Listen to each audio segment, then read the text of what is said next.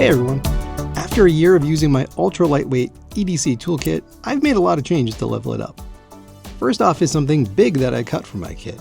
Every tool I carry needs to earn its spot in my pocket, and the KNIPEX Cobra pliers just weren't being used enough to justify their 60 gram or 2 ounce weight, so after a few months I stopped carrying them and honestly haven't missed them much. Turns out I personally don't need pliers enough to justify carrying them every day, but if you do, these are an excellent tool. I love this new setup, and it's a huge improvement over the previous version. The ratchet, bit set, tweezers, flashlight, and knife have all been upgraded. A few small things in this kit remain the same. The Victorinox scissors from the SwissCard still can't be beat for the cut quality and ultralight weight. The OHTO pen is also still in my daily carry. Not that I use it much, but since it's only 2.8 grams and takes up hardly any space, it's more of a why not kind of carry for me. When I carried the Cobras, this Bellroy leather wallet was great because it fit all my tools neatly, but when the summer rolled around and I wanted much less bulk in my shorts pocket, I dropped the Cobra and switched to this super lightweight wallet made from stretchy fabric for modern carry.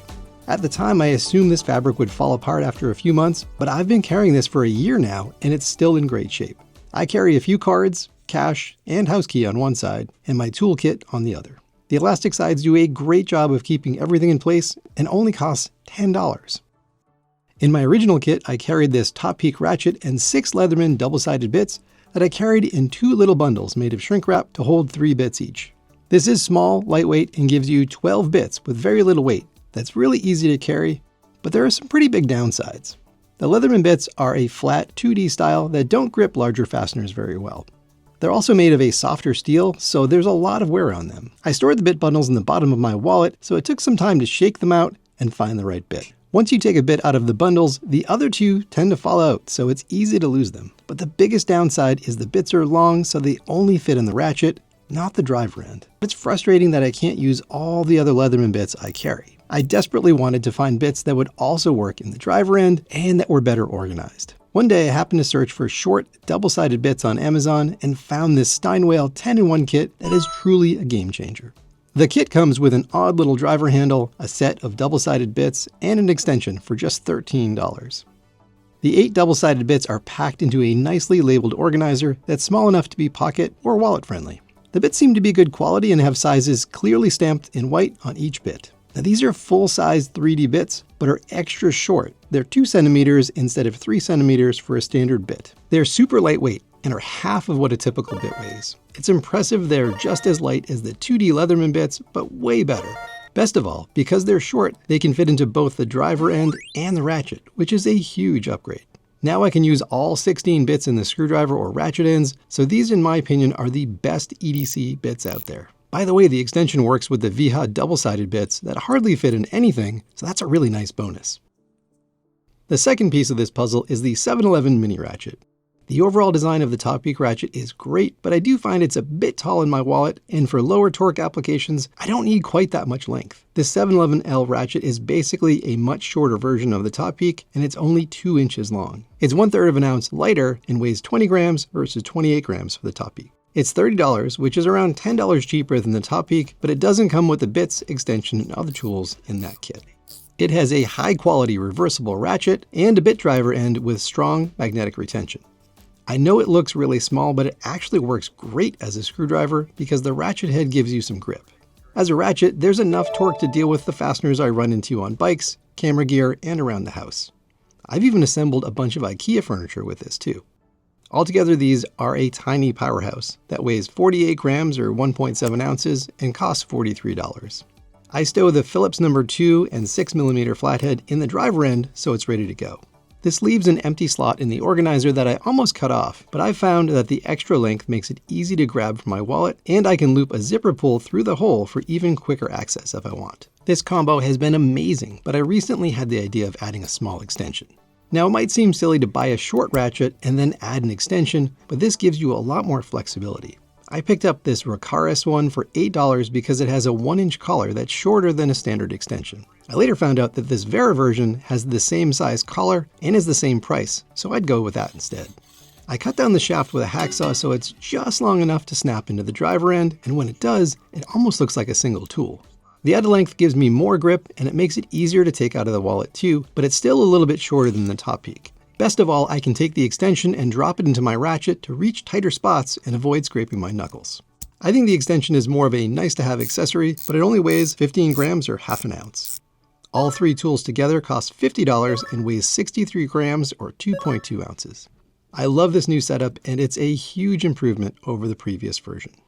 I also upgraded my tweezers from the standard Victorinox tweezers to a pair of Uncle Bill's silver gripper tweezers. These are made in the USA, and they're much stronger, so you can apply more pressure. The pointed tip is great for ultrafine work like splinters or pulling hairs. For the longest time, I couldn't figure out a good way to carry them, but then I realized that I could nest these with the scissors and they could act as part of the case.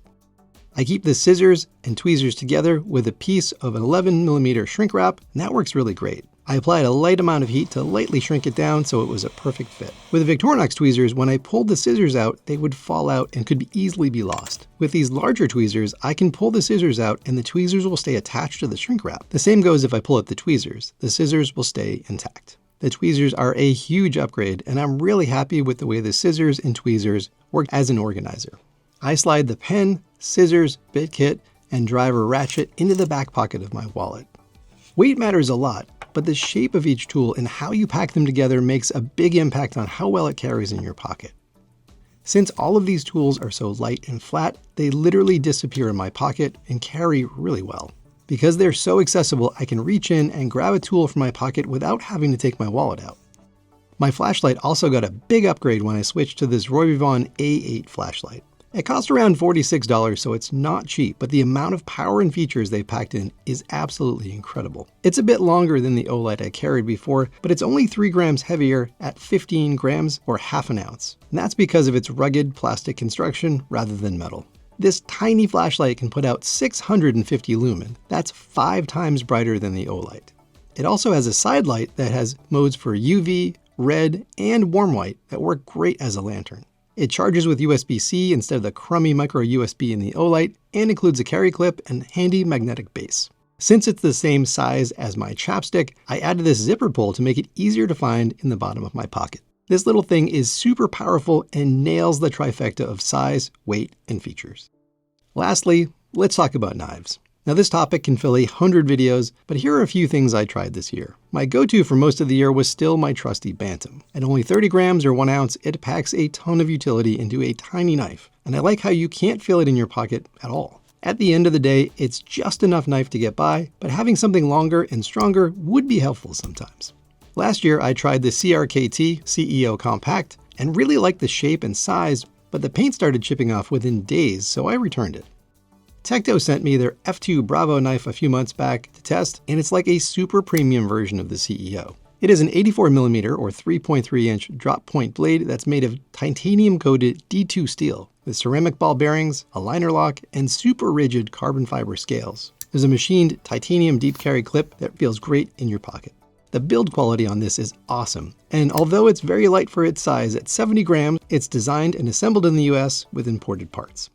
I also got this Knafs Lander one that is a really cool knife, and I got it in their signature blue G10 scales. The scales are really unique because they're hot swappable, and you can even 3D print your own, so there's a ton of customization options. It's a super comfortable and approachable knife with a 70mm or 2.75-inch D2 drop point blade, liner lock, ceramic bearings, deep pocket clip, and it only costs $60, which is a very good value. It's made by WeKnife in China.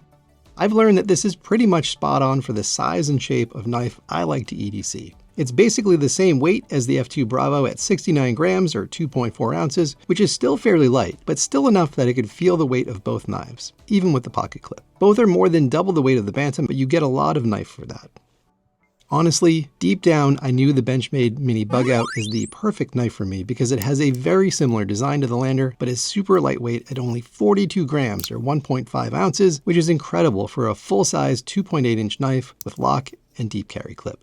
Problem is, the standard Mini Bugout costs a whopping $180. Sure, it's made in the USA and has near perfect design for EDC, but the plastic grivery scales have a lot of flex, and it definitely doesn't feel like a knife this expensive. The Tekto is in the same price ballpark, but it feels much more premium. I've been trying to convince myself to make the leap and buy the Benchmade, but before I did, I decided to buy a Bugout clone on Amazon. This only cost $19 and is a really good way for me to test drive it and see if I want to invest in the real thing. In fact, I like this so much I decided to spring for a carbon fiber clone for $37. This is a major step up in quality with hardly any flex in the scales and a much nicer look. Sure, the blade steel is a mystery and it's not perfectly centered, but it's really not bad at all.